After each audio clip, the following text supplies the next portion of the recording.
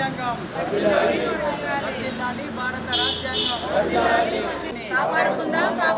కాపాడుకుందాం భారత రాజ్యాంగాన్ని వర్ధిల్లాలి భారత రాజ్యాంగం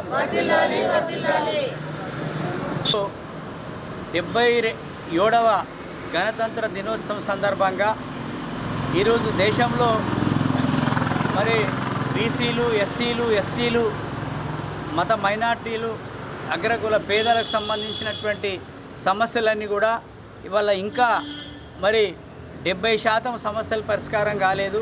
ఇవాళ విద్య, ఉద్యోగము, రాజకీయ రంగాల్లో జనాభా దామాషా ప్రకారము వారికి రిజర్వేషన్లు లేదా ప్రాతినిధ్యం ఉండాల్సినటువంటి అవసరం ఉంది. కానీ ఇవాళ ఈ దేశంలో మరి గత పాలకులతో పోల్చినప్పుడు బీజేపీ పాలకులు కూడా అంతకంటే ఎక్కువ అసమానతల భారతాన్ని సృష్టించారు. ఒకటి సంపన్నుల భారతం, ఒకటి మరి పేద మధ్యతరగతి కార్మిక వర్గానికి సంబంధించిన ఒక భారతాన్ని, రెండు భారతులు మనకు స్పష్టంగా కనిపిస్తూ ఉన్నాయి.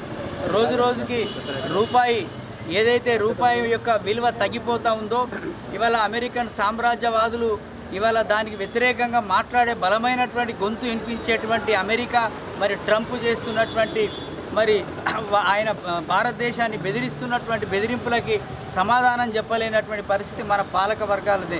ఎందుకంటే వ్యాపార ప్రయోజనాలు బీజేపీని, కేంద్ర ప్రభుత్వాన్ని ఎవరైతే రక్షిస్తూ ఉన్నారో పెద్ద గుత్త పెట్టుబడిదారులు, ముఖ్యంగా మరి ఉత్తర భారతదేశ పెట్టుబడిదారులు, ఆ పెట్టుబడిదారుల యొక్క కనుసన్నులో నడుస్తున్నటువంటి భారత ప్రభుత్వం ఇవాళ మన అనేక వేలాది మంది, లక్షలాది మంది భారతీయులు పోరాడి సాధించుకున్నటువంటి ఈ రాజ్యాంగ యొక్క స్ఫూర్తిని మరి సామాజిక న్యాయం, సమగ్ర అభివృద్ధి, అసమానతలు లేనటువంటి ఈ దేశాన్ని నిర్మించాల్సినటువంటి అంశంలో భారత ప్రభుత్వం అదేవిధంగా కేంద్ర రాష్ట్ర ప్రభుత్వాలు వైఫల్యం చెందుతున్నాయి.